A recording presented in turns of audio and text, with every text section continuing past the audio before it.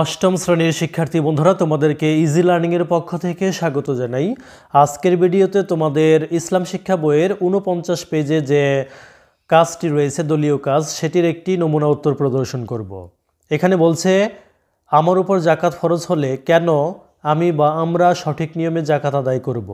উল্লেখিত শিরোনামের আলোকে তুমি বা তোমরা কেন জাকাত প্রদান করবে এ সম্পর্কে তোমার নিজস্ব ভাবনা লিখে উপস্থাপন করো। তো চলো এখন আমরা এই নির্দেশনা অনুসারে এই দলীয় কাজের একটি নমুনা সমাধান করি।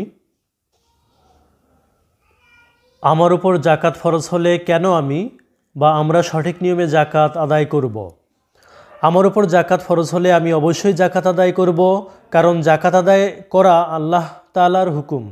মহান আল্লাহর হুকুম পালন করা বান্দা হিসেবে আমার দায়িত্ব ও কর্তব্য।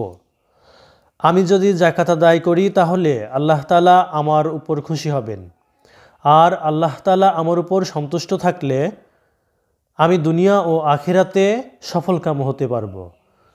তাই জাকাত আদায়ের সময় আমি সঠিক নিয়মে জাকাত আদায় করব। তো প্রিয় শিক্ষার্থী বন্ধুরা, এই ছিল একটি নমুনা উত্তর। যদি ভিডিওটি ভালো লাগে শেয়ার করে দিও।